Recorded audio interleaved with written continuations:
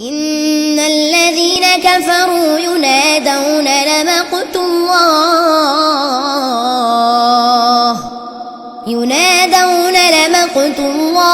أكبر من مقتكم أنفسكم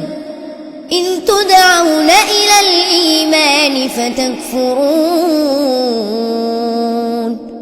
قالوا ربنا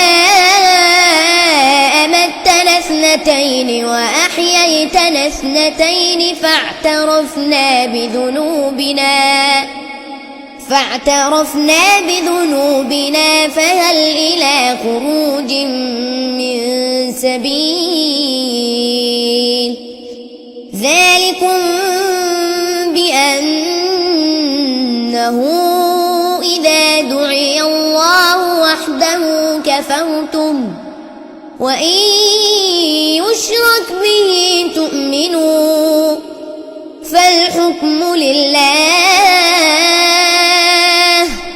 فالحكم لله العلي الكبير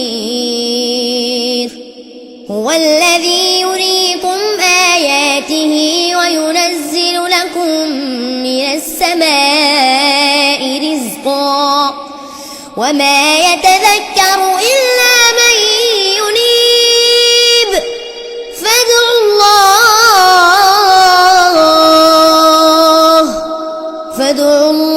مخلصين له الدين ولو كره الكافرون رفيع الدرجات ذو العرش يلقي الروح من أمره على من يشاء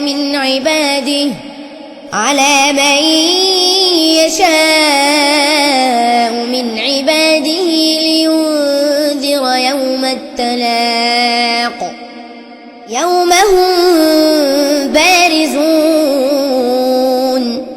يوم هم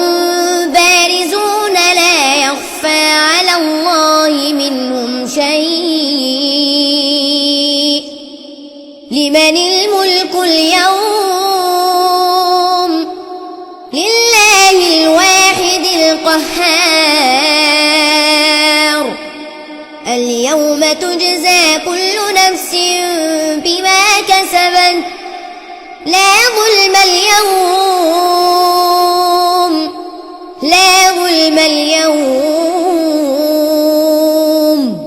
إن الله سريع الحساب وأنذرهم يوم الآزفة إذ القلوب لدى الحناجر كاظمين ما للظالمين من حميم ولا شفيع يطاع يعلم خائنة الأعين وما تخفي الصدور والله يقضي بالحق والذين يدعون من دونه لا يقضون بشيء إن الله هو السميع البصير صدق الله العظيم.